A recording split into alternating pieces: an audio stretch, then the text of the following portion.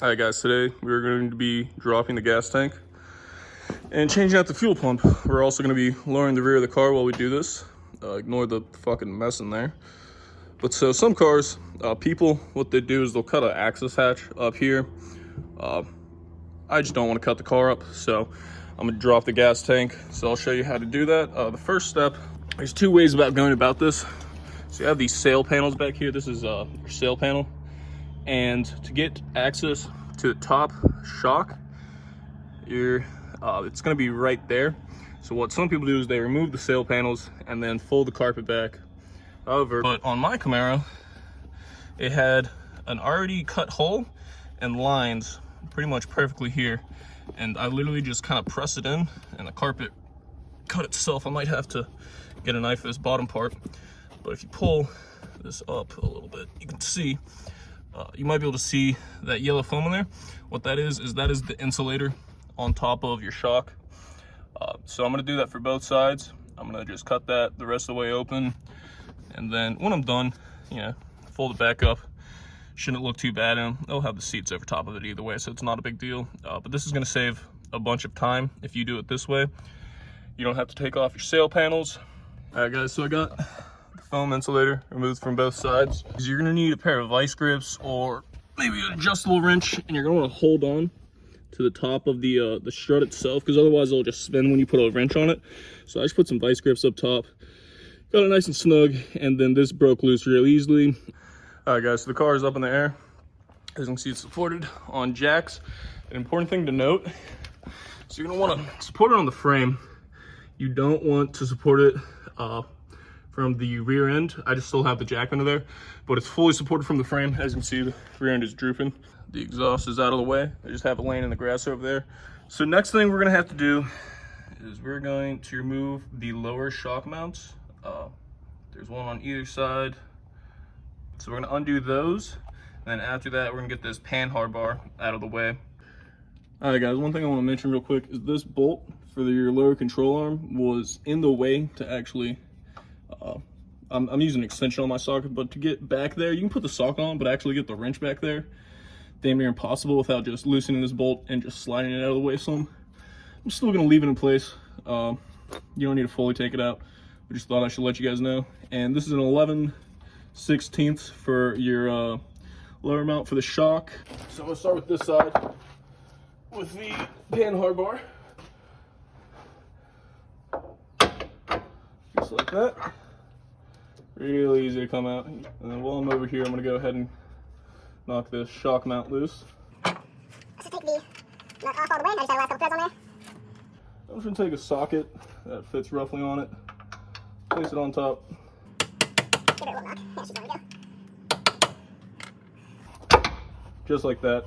Comes out real easy. Alright guys, I forgot to mention, you have to take out this cross member as well. I'll show you where it bolts in at. So it bolts in up above where the panhard bar goes there.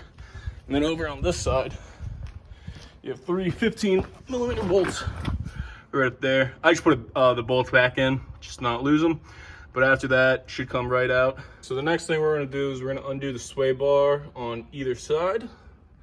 And then after that, we should be able to actually drop the rear end down some.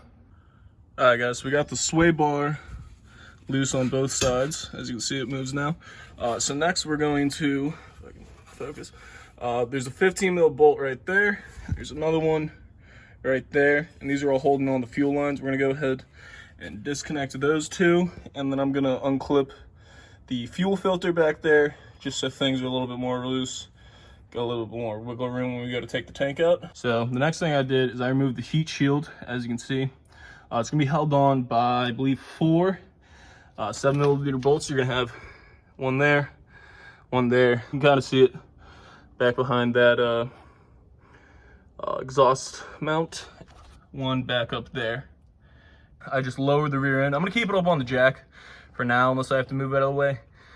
But lower the rear end, and I took the springs out next. The springs will just fall right out, and you can just slide them out real easy. I'm waiting for my friend to come over so I can actually drop the tank itself.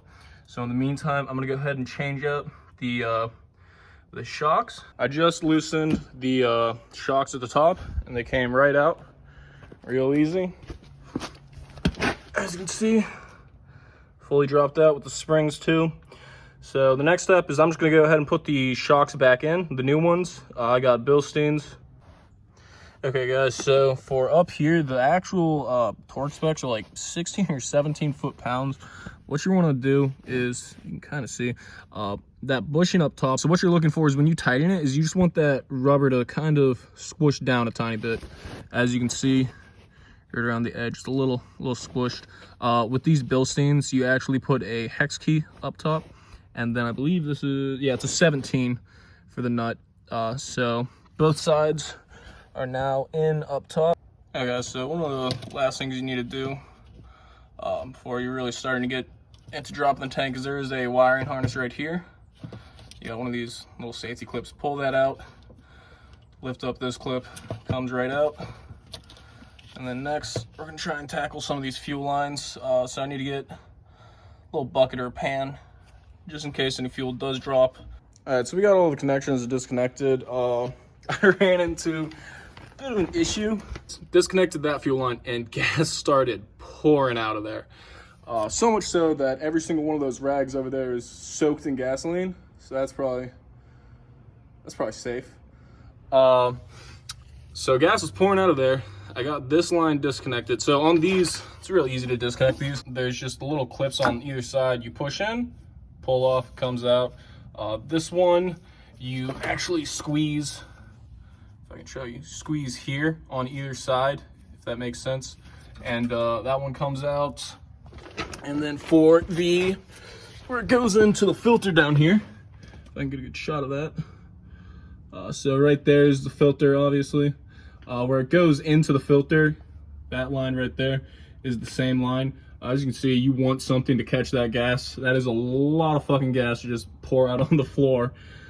Obviously, take the gas cap out. And then, in addition to that, you have two Phillips bolts right here.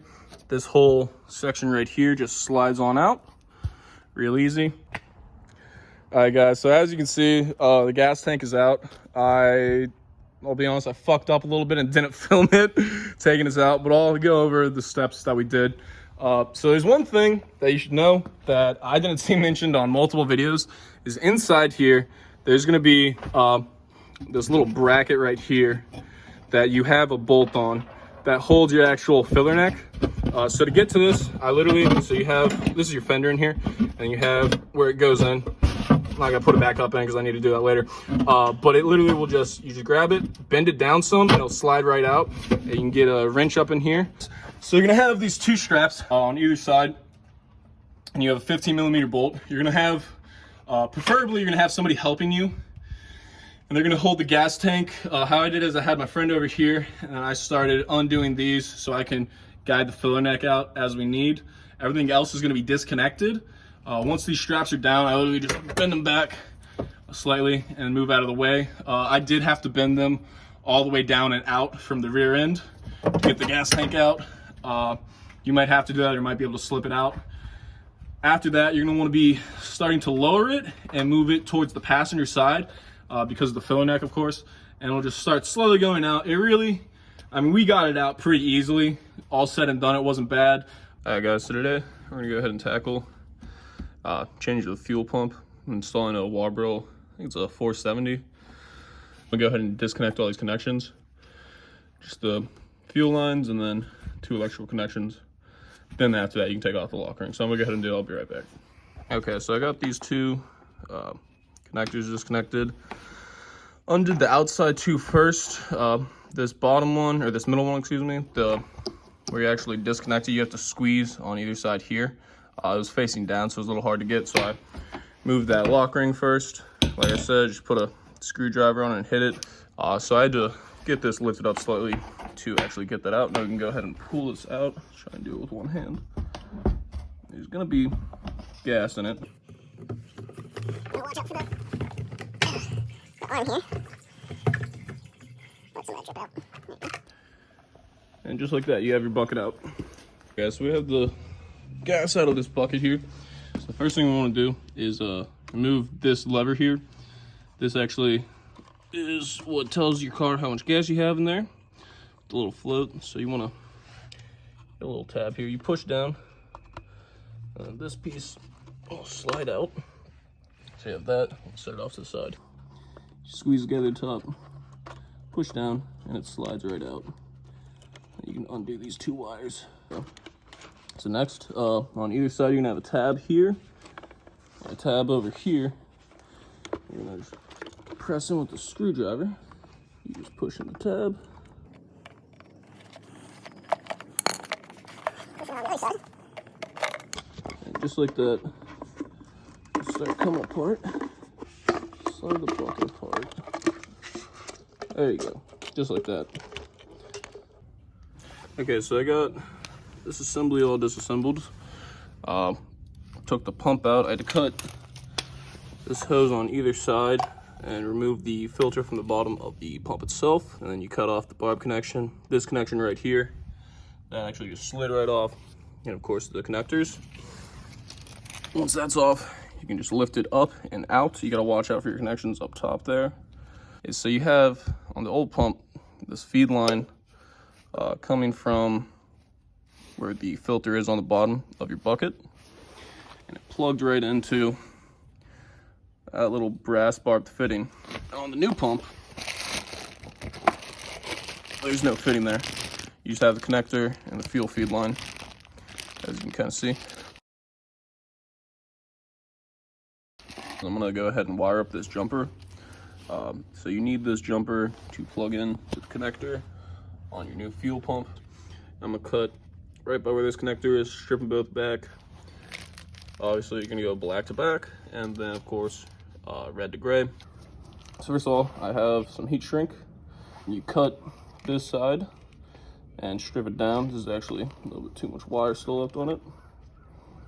Ignore these piece of shit crimpers and wire cutters. So that's all you really need. Take this wire, we're gonna slide that on down. Take your butt slice and slide it down so it's nice and on there firmly. You take your crimpers and you're gonna crimp it on. Do a little pull test. And it's not going anywhere. So next, do the same thing for the other side. And do the same thing, a little pull test. You're gonna slide this up over, like that. And we're gonna go away from where all this fucking gas is to do the heat shrink. I'm just gonna see what that heat shrink's on.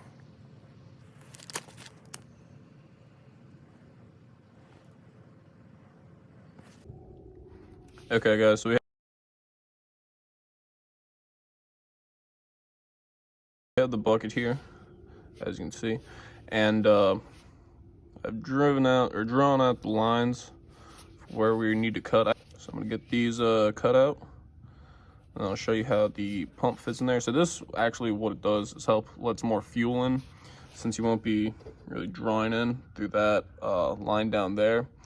And the reason why the pump is in the tank is because the fluid actually helps cool down the pump. So you want it submerged. So to better help that, you cut a little window here. That's what I read online.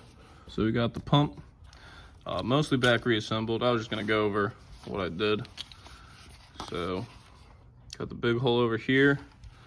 An important thing to note is how the fuel pump sits is you don't want it flat against the bottom there, because then you'll have a issue sucking up fuel. Also, I cut off that I believe it's for priming the old pump. Not a big deal, just cut that off, and then cut this so more fuel can get in there, so it cools the pump down. I put the hose on with the hose clamps on either side. It's gonna be a little curled up, but that's not a problem. That's why I give you a corrugated hose. And then you just slowly start sliding it back together. These clips on either side will clip back in. This pump is about to go back into place. So obviously you want to line up where the connectors are. So first thing you'll put in is your what monitors the gas level. Slide that in there.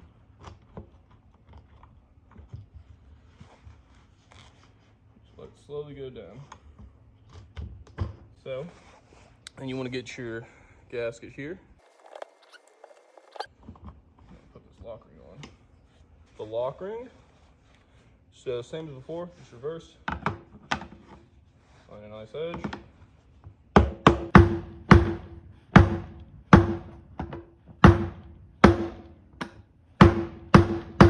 There we go. So you plug them in. Make sure it's firmly plugged in, and then this just slides right there to make sure it doesn't get unplugged. So you only have one of those. We now have a new fuel pump installed, and we should be good up to, I believe it's rated to like 550 or 600 horsepower. So it should be good for the power that we're trying to make. What we're doing is we're going to cut off that flange piece right there. That goes down where your bump stops attached, so we can put on the new bump stops. Did it on both sides. We just drew a kind of straight line. It's a little wavy there. We're gonna bust out the angle grinder. Probably get a shot of that and cut this bad boy off, and then we'll be good. It's 213s that hold it in. Came out real easy. Shouldn't have a problem with it.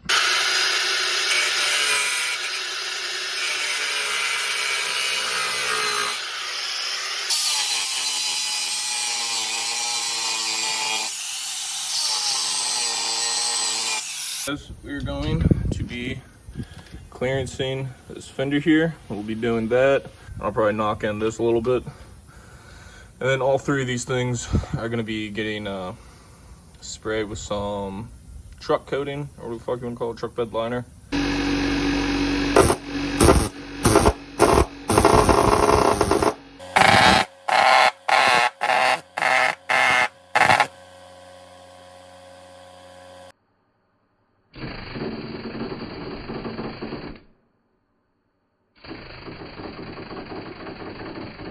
But after I beat everything down, I hit that. Also just hit that with the air hammer to get those burrs kind of flattened out. And I hit that. I did it on both sides. This side a little bit more. I'll show you how much I did over on the other side. That's all I really hit it on the other side. For me at least, this side was not rubbing as much. So I'm hoping that's pretty decent. And like I said, this side was rubbing a lot more up here. So I got that all cleared up and hit that up. And then I hit everything with the wire wheel. And now we're about ready to use some of this truck bed coating. So got this stuff from Home Depot.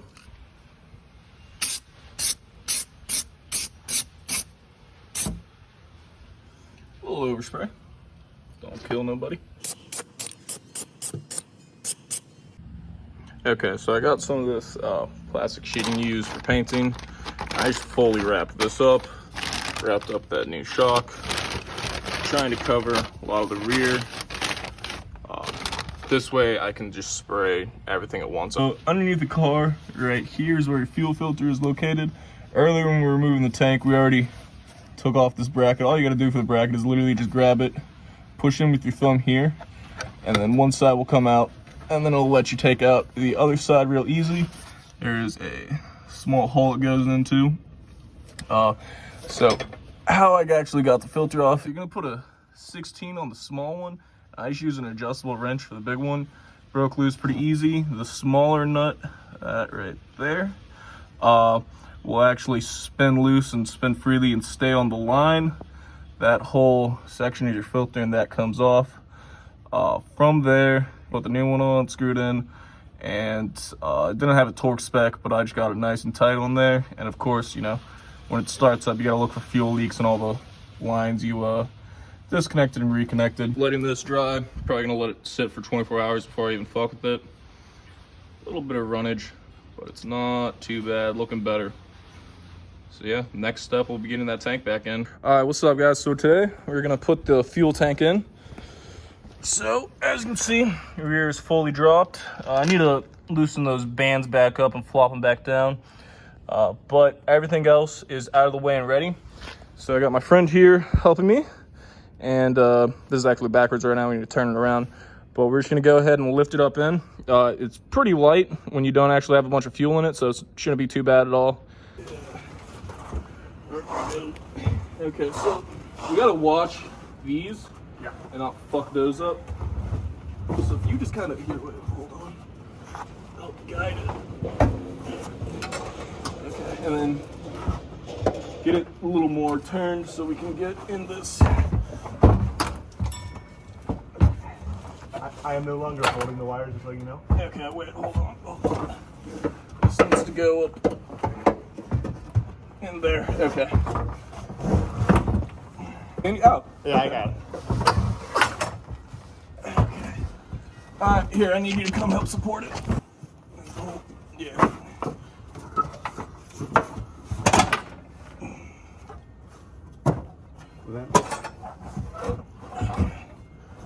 Like that. Watch your fingers.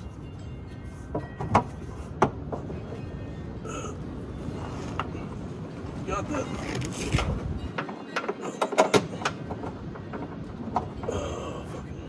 Ooh. Oh. Trying to get funky fresh with me, dog? I ain't letting that happen. Shit, maybe I am. Oh, God. Okay, I did let it happen. He got funky fresh. Yeah, I'll go grab that.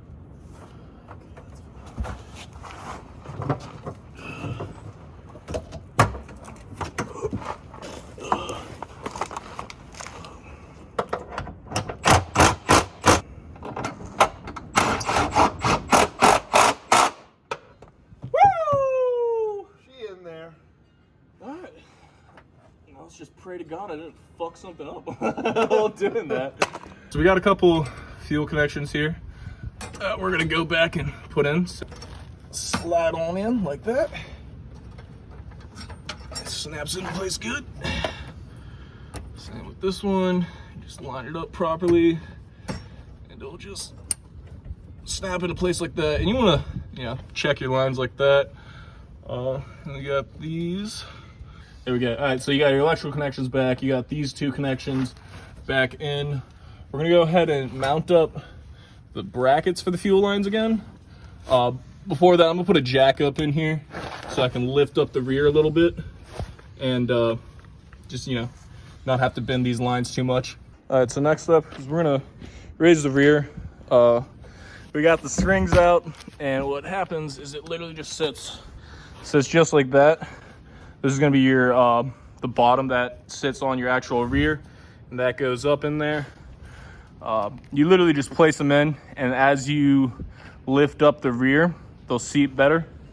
We're gonna lift up the rear, get these springs in, line up the shocks, get those bolted up, and we got a few other things to tidy up. I mean, it makes sense. Once the shock is bolted up, it's literally, it's not going anywhere. That does make sense.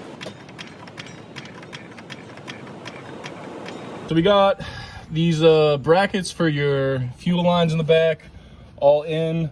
We got the springs in. Shocks are in, but not tightened down. We still need to tighten and torque them down. But real quick, before we do that, I'm gonna go ahead and put these sway bar in links in. We're gonna put the other side in too, and then we'll tighten it down. And then we will be back to start torquing some stuff down. So right now we're putting in this half of the heat shield. So you have a heat shield that covers all this section, and then you got this puppet dog right here. And there's just a couple of, I think there's 7mm bolts. You got 3 on this section. You got 1 up here, 1 back here, and there's 1 more back up against here. We're gonna go ahead and get this part in first, slap up the other heat shield. We did get the low control arms torqued back down. If you remember, we had to loosen those to slide the bolt out of the way to get to the shocks. Shocks are torqued down on both sides. Springs are nice and in. All right, so next we're gonna do this bolt we got here. That is for your fuel filler cap. So to put this fender well or wheel well back up in here. Yeah, so you got these two sides that are lower, and then this right here, and this will slip right up in between. If I can get it right, just like that. We just got the cross member back in. You got 15s over here, and then you got a bolt and a nut over there. Next, we're gonna go ahead and put this panhard bar back in. It goes from that bracket over there, and then into your rear end. All right, so we're about to lower the car. We've had some clearance issues. I put the parking brake back on, but we are rubbing on the bump stops up here. The exhaust is not fitting great, and I'm about to find out if I need to get new headers or not, because I have the SLP headers, which of course are the lowest fucking hanging headers you can get, so there's a good bit of potential purchases that need to come up if this does not go great. Woo! She low. Damn. All right, guys, so we got the rear lowered here. As you can see, there's a bit of a gap, but that's gonna be okay. It's supposed to settle some once you drive. I think they said 1/4 inch to 1/2 inch drop, it should settle. But overall, it's definitely already lowered some. We were looking like we might have had a little bit of a clearance issue with the bump stop, but overall, everything's fine. And if you come to the back here, you can see we did have a bit of an issue with the exhaust. We only were able to get one tip on. We're gonna have to do a little fabrication to fix that up, but gas tank is all up in place and everything's back ready to go. So next video, we'll start probably taking out the radiator and go from there, taking heads off and doing the cam build. So yeah, thank you guys for watching.